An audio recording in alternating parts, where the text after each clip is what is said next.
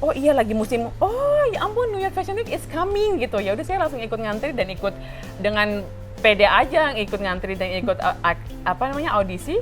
Saya pikir who knows me di sini kan. Saya ingat banget wajahnya tuh cuman kayak kamu orang mana gitu. Kita tuh harus ngomong yang baik-baik karena kita nggak pernah tahu Tuhan ngabulin yang mana.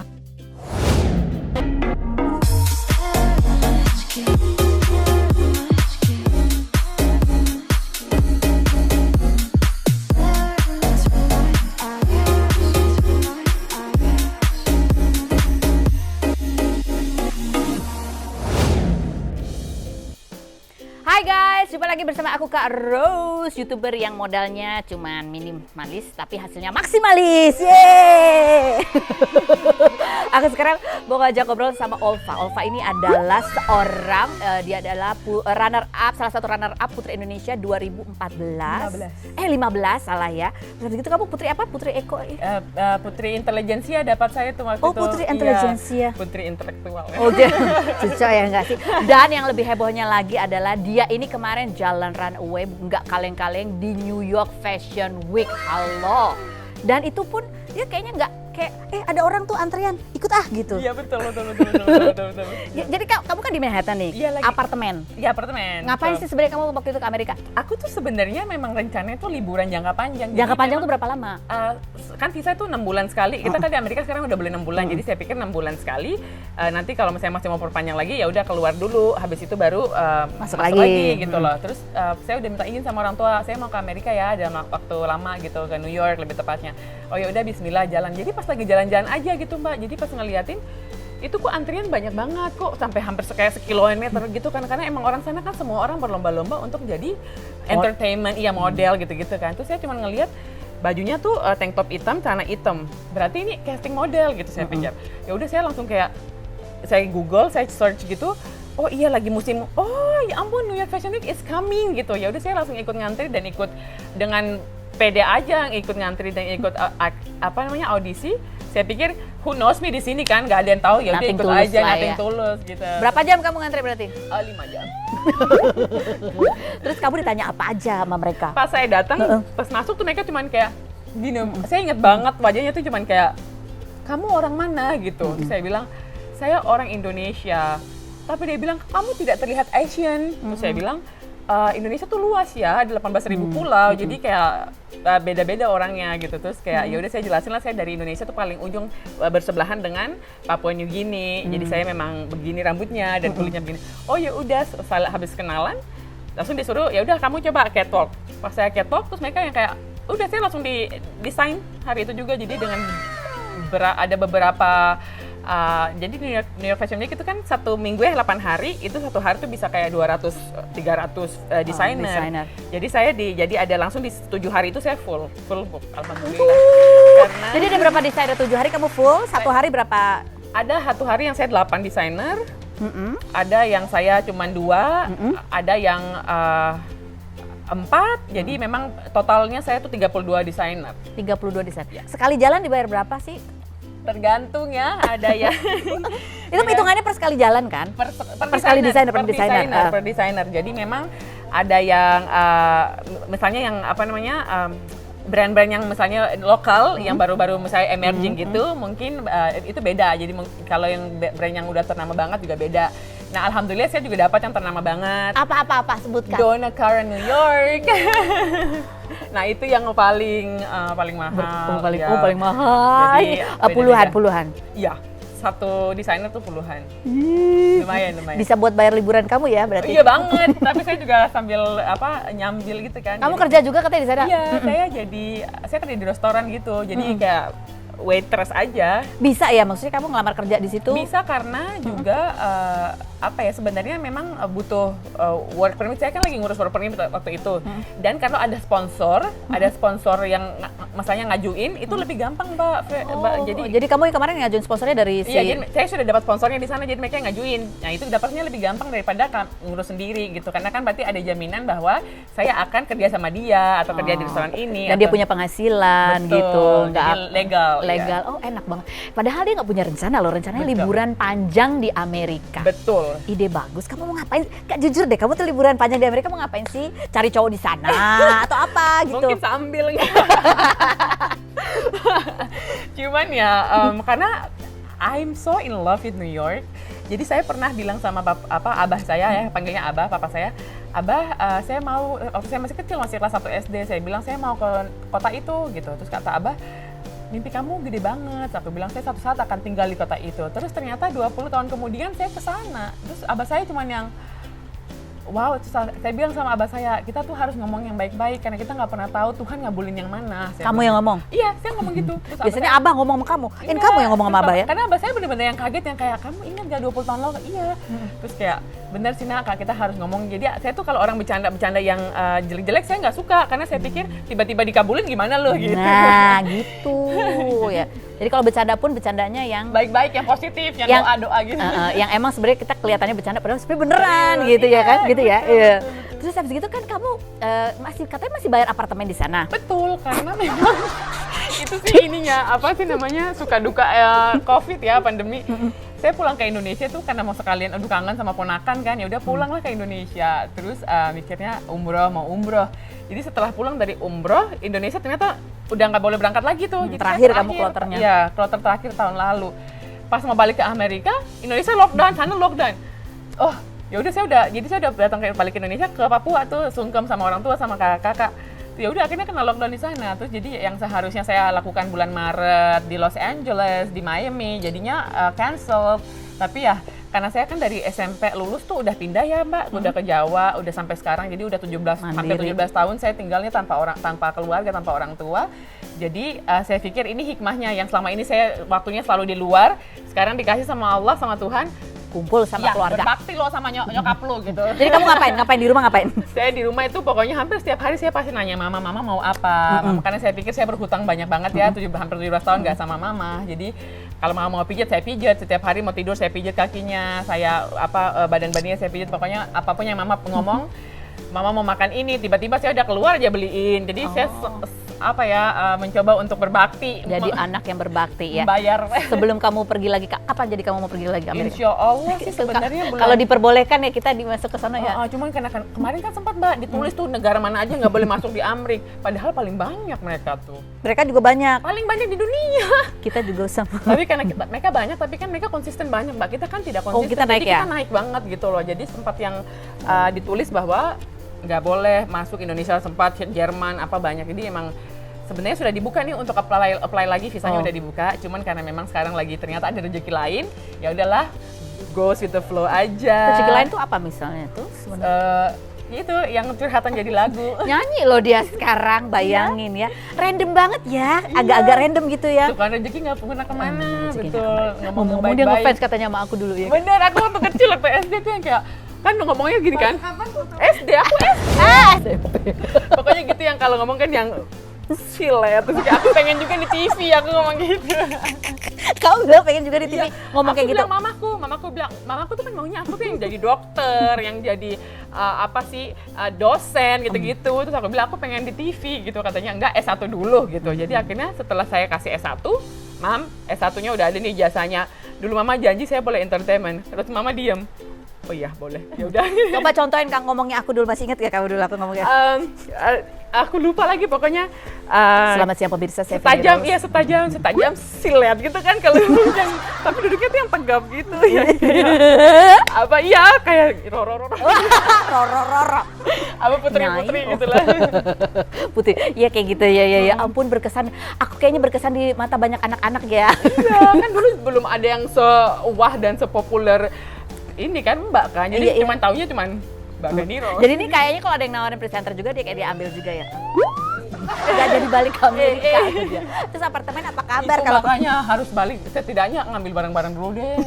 Emang ada barang apa sih yang penting? Semuanya kan di sana, belum dibawa pulang ke sini kan cuma mau umroh. Sebenarnya cuma barang atau ada siapa di sana? Belum. Yang mana nih? Belum. Tapi kalau kamu disuruh milih mau berkarir di Indonesia atau mau karena udah kebuka kan pintunya di Amerika, betul. Apa mau ya udah ke Amerika? Saya pikir kalau disuruh milih, saya lihat ya rezeki saya ada di mana nih gini. Jadi kalau sekarang kan saya di Indonesia, jadi saya ikut flow aja. Tapi kalau disuruh milih, selalu siapa sih yang nggak mau dunia gitu kan, cuman kayak saya benar-benar orang yang sangat gampang mengikuti ketentuan Tuhan ya. Saya nggak pernah berprotes atau menanyakan kenapa gitu. Jadi kayak Tuhan bilang di Indonesia, saya ngikut aja, pasti ada hikmah gitu. Pasti semua udah diatur. Positif banget sih anak ini, ya ampun. Aku jadi nggak enak hati ya. Ngomong-ngomong dia tuh ini loh, dia ternyata adik kelas aku. Lah, adik kelas, bukan maksudnya anak UI juga. Tapi ya angkatannya bedanya kayaknya ratusan tahun deh. Beda. Ya, Kamu angkatan berapa? 2007. Bapak Indira tuh angkatan berapa? Hah? Aku juga angkatan 2000 lulusnya. Lulusnya 2000. Jadi kamu dual degree ya, habis itu ke Belanda. Ke Belanda, betul. Ambil apa, bisnis? International Business and Economics. Jadi maunya jadi apa waktu ngambil kuliah itu? Tidak, itu kan jadi persyaratannya. Jadi karena ibu saya cuma bilang kamu harus S1.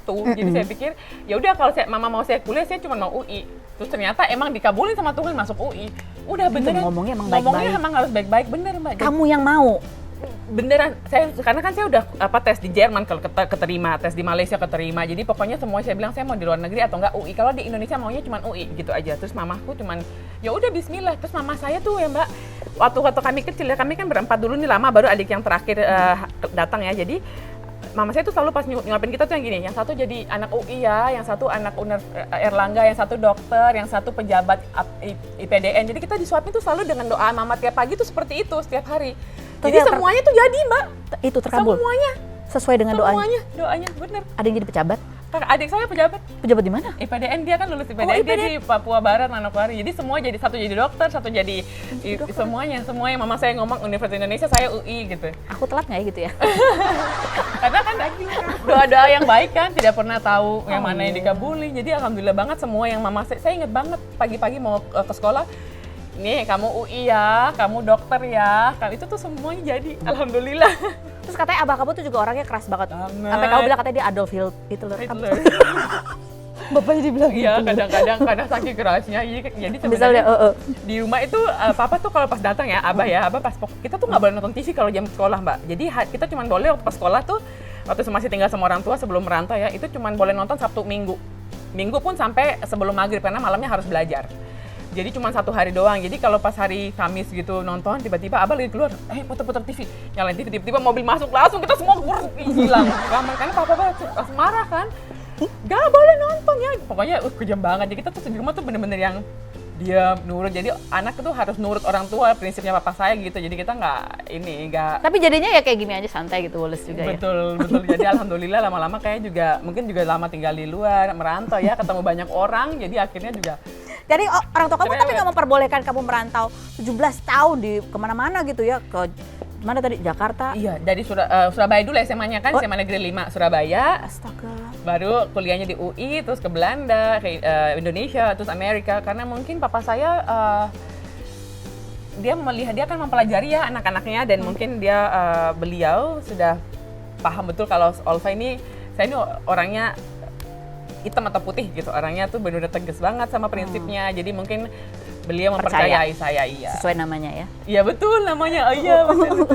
Namanya coba sebutin artinya Olva itu apa? Ya, Olva itu ada beberapa arti ya, cuman ada yang artinya tuh wanita yang melakukan hal benar, yang selalu melakukan hal benar dan baik ya, benar dan baik. Itu yang pertama. Yang kedua ada yang purity. Purity itu kemurnian. Makanya mungkin saya pikir teman-teman saya bilang saya ini sangat-sangat apa adanya, mungkin karena Olva ini kan murni ya, real aja apa adanya, jadi seperti itu. Oke. Udah, ini aku tanya yang pas di New York ya. Terus kamu gimana interaksinya sama model-model lain gitu? Oh my god, itu beda banget. Saya kan cerewet ya Mbak, yang sama orang tuh yang hai, walaupun baru kenal gitu. Jadi mereka tuh bener-bener yang kayak, who are you? Kayak bener-bener kasih saya arti tuh, saya bilang, oh my god. Akhirnya kan jadi kayak canggung sendiri, kayak gimana sih gue yang jadi rame gini. Akhirnya udah saya pokoknya kan banyak banget model tuh di hotel kan. Jadi kan satu hari di hotel ini, besok di hotel lain. Itu semua model di booking kayaknya satu hotel untuk acara fashion show. Jadi udah saya nyari yang bisa rame juga gitu. Jadi kayak datang, hi, my name is Olva. Ada yang ngeliatin cuman kayak, okay, your energy is not my energy. Jadi kayak I need to change. Cari aja yang cocok gitu. Akhirnya dapat teman. Dapat banyak banget. Jadi ternyata kayak, lo orang mana? Rambut lo bagus, muka lo tuh unik banget sih, orang mana sih gitu. Jadi kayak aku cerita aku udah gini-gini. Terus ketemu supermodel yang kita cuma bisa nonton dari TV aja nggak sih? Ada tapi tidak di satu stage ya, karena itu kan beda ya, itu kan udah yang kayak misalnya bener-bener yang masuknya tuh harus dipilih, mereka yang milih agensi kasih dan tidak ada lagi audisi gini. Jadi audisinya tuh pasti udah pernah. Mereka. Ya jadi yang kayak saya udah pernah sama dia, jadi langsung yang udah pernah punya pengalaman itu ada di satu hotel tapi beda venue. Cuman yang ngelihat kayak lewat-lewat gitu aja. Itu oh my god, tuh kayak gitu-gitu. Cuman kan kayak ya udah mudah-mudahan saya juga nanti sampai kayak gitu. Oh, amin. Baik-baik kan, harus baik-baik. aku nanti kalau misalnya kamu jadi supermodel gitu, aku kenal loh ya. Iya, nanti aku bilang aku juga kenal. Kamu kan katanya cinta banget maksudnya suka banget dengan kota New York. Betul. Itu karena apa? Nonton apa yo? Aku inget banget satu film tapi I really forgot the the title. Cuman sampai aku bilang papa, Abah jangan kan dulu kita masih rental CD, DVD gitu kan, masih belum yang kayak sekarang semua teknologi gitu. Terus yang mau nonton ini lagi, Abah cuma nanya, kenapa kamu suka banget sama film ini? Aku cuma bilang, aku suka kota itu, aku bilang gitu. Aku suka banget. Ceritanya tentang apa? Dia tuh family gitu, family terus yang drama yang papanya cerai, tapi akhirnya anak-anaknya semua tumbuh dengan bahagia di New York. Mungkin karena mereka di syutingnya bahagia dan emang kotanya tuh menyenangkan banget. Apa sih pas di syutingnya pas musim autumn ya, pas gugur yang warnanya kuning, warna kesukaan saya kan. Terjadi kayak bener-bener yang kayak aku pengen ke kota itu. Jadi akhirnya itu rentalnya tuh nggak dipulang-pulangin tapi nonton terus bener-bener aku bilang I'm gonna live in that city one day. Dan kejadian. Ada lagunya tuh ya. New York gitu ya. Iya. Bener banget, itu lagunya tuh bener banget. Terus jadi kamu ngapain di New York? Apa yang kamu lakukan yang untuk seperti hidup dalam mimpi kamu tuh ngapain? Jadi alhamdulillah kan ketika pas di New York Fashion Week itu emang alhamdulillah dapat tabungan ya Mbak, tabungan. Cuman saya ini orangnya nggak bisa diem kan, jadi kayak nggak suka kalau nggak ngapa-ngapain, bosen kan. Jadi kayaknya aku nggak bakal mati karena kelaparan, tapi bakal mati karena kebosanan. Serius. Jadi kayak aku harus melakukan sesuatu nih. Akhirnya sudah aku punya teman yang punya keluarga, dia punya restoran atau ini lo mau nggak? Tapi kan lo model, apa lo nggak mau? Aku bilang selama itu baik-baik, selama itu halal, why not gitu loh. Ya udah akhirnya saya kerja. Jadi yang saya kalau orang mungkin ada yang malu jadi kerja di pelayan, saya nggak malu kok karena ini kan cerita saya. Kamu yang lihat di social media, cuman yang saya posting yang senang-senangnya, yang you never know somebody's story gitu loh. Jadi the real story-nya kan. Ya, jadi saya senang dengan cerita itu. Saya susah-susah, maksudnya dunia ini banyak hal yang susah tapi kan tidak mungkin gitu loh. Jadi untuk tetap punya tabungan dan juga tetap punya pemasukan tambahan begitu, saya tetap kerja. Ini kan apartemennya di Manhattan. Iya. Sampai kamu nggak lepas pasti apartemennya kayak hits banget, kayak kamu tuh itu kayak susah banget dan kamu tuh saya tuh lucky banget beneran. Emang kalau sudah diatur memang pasti dapat. Tahu nggak Mbak, itu apartemen saya datang ke sana kan cuman karena mau liburan kan, jadi mikirnya ya udahlah nanti di sana baru cari apartemen. Jadi datang itu saya cuman bayar yang seminggu pertama yang untuk apartemen yang saya tinggalin, terus saya pikir saya nyari lah untuk yang sebulan-sebulanan. Itu pas datang waktu sebelum Covid yang ngantri untuk apartemen itu ada kali 46 orang saat itu. Terus saya cuma bilang ya banyak banget kan yang ngantri, ya gimana kemungkinan untuk saya dapat dikit banget ya, kecil banget. Ternyata ownernya suka sama saya tuh, dia bilang Olva welcome, if you like the place you have it. Aku cuma kayak you gotta be kidding me gitu. Dia bilang enggak, silakan. Jadi udah pas aku datang yang kayak wah, apartemen aku di Manhattan gitu loh. Jadi di Manhattan kalau keluar dari apartemen itu apa tuh? Aku langsung keluar subway, langsung subway. Oh, langsung subway. Oke, gitu. Di sana tuh kan semua subway ya, orang-orang ketemu artis di subway juga pernah. Ketemu siapa? Keanu Reeves. Oh, serius? Aku lihat Keanu Reeves di dalam subway, aku cuma kayak aku speechless, cuman kayak karena grogi kan, karena kamu nggak berharap ada adegan film skip aku ya? Aku kayak begini doang, dia duduk dan itu semua orang di dalam, dia tuh bener-bener santai ya baca koran, tapi semua tuh yang pakai handphone ngerekam ya. Aku tuh kayak ini mereka ngerekam siapa kan? Aku lihat, oh my god. Dan dia juga nggak marah gitu, santai aja. Iya, dia cuma gini doang tuh. Oh iya silakan, ada ibu-ibu datang dikasih tempat duduknya doang yang kayak gentleman banget gitu. Iya, terus dia bener-bener cuek banget. Orang pada ngeliatin tuh digedein gitu kan, kayak aku cuman bener-bener cuman kayak ini speechless aja, cuman pakai baju apa dia? Dia itu musim panas ya, jadi dia cuma pakai kaos celana panjang gitu sama sendal.